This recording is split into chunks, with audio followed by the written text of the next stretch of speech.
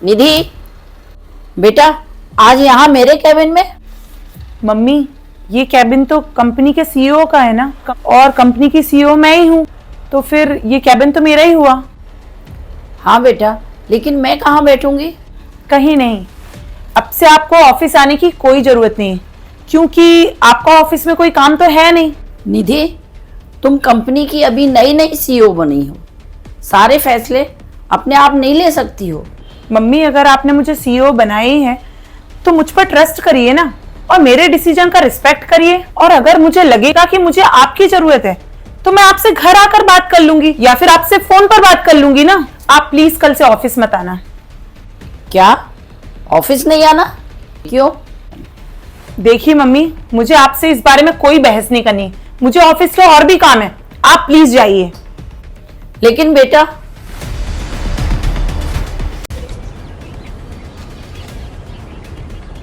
Mummy इन papers पे sign कर दीजिए।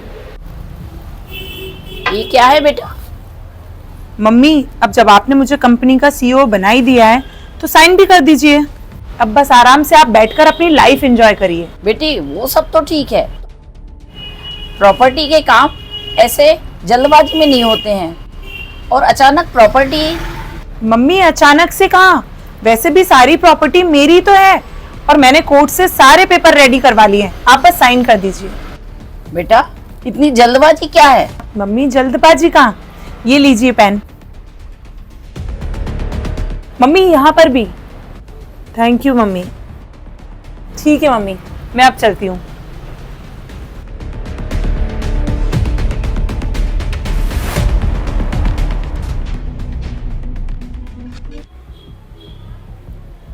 मम्मी, मुझे आपसे कुछ बात करनी है। बोलो बेटा। मम्मी, आप घर पे अकेली बोर हो जाती होंगी ना, तो मैं सोच रही थी कि आपको ओल्ड एज होम शिफ्ट कर दूं।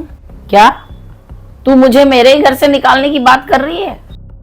एक सेकंड, आपका नहीं, मेरा घर।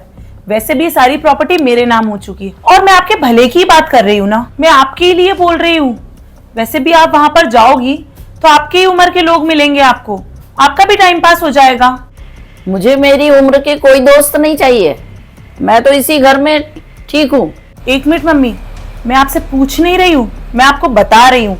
जैसे ही मुझे कोई अच्छा ओल्ड एज होम मिलेगा मैं आपको वहां पर छोड़कर आ जाऊंगी। बेटा तुझे हो क्या गया है, इसीलिए सारी प्रॉपर्टी के कागज पर साइन करवा लिए मुझसे?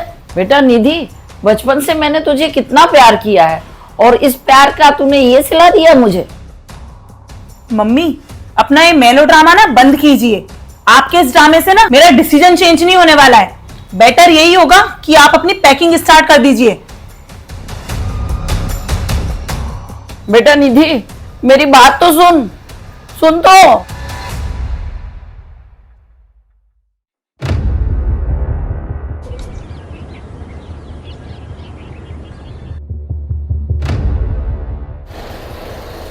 सारा सामान ले लिया ना मम्मी? आप बिल्कुल टेंशन मत लीजिए, मैं आपको शहर के सबसे अच्छे ओल्ड एज होम में भेज रही हूँ, तो फिर चलो जल्दी, लेट हो रहा है।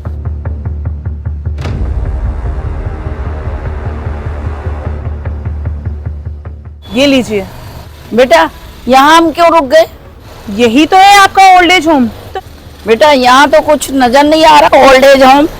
यहाँ रोड पर कहाँ रहूंगी मैं? यही सड़क पर। या कहाँ रोड पे फेंक के जा रही है मुझे? मैंने तुझे कितने नाजों से पाला है, और मुझे इतनी तकलीफ क्यों दे रही है तू? आप इतना क्यों परेशान हो रही है? सामान उठाइए और जाइए। एक बात बता बेटा, उसकी औलाद अगर माँ को रोड पे छोड़ के जाएगी तो क्या होगा उसका? तो उसे तकलीफ नहीं होगी क्या?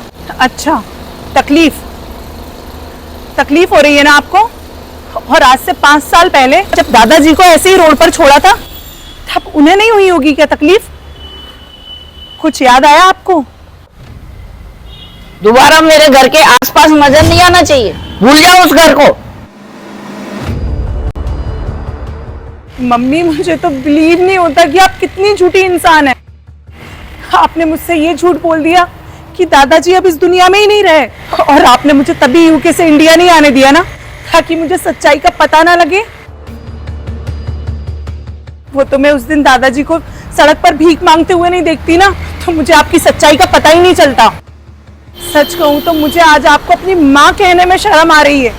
मैं क्या बोलूं तेरे से, मुझे कुछ समझ नहीं आ रहा। बेटा तू मुझे उनके पास ले चल, मैं उनसे पैरों में गिर के माफी मांग लूंगी। माफी? दादाजी अब इस दुनिया में नहीं रहे। जब लास्ट टाइम मैंने दादाजी को देखा तो उनकी तबीयत बहुत खराब थी। मैं उन्हें हॉस्पिटल लेकर गई और हॉस्पिटल में उनकी डेथ हो गई।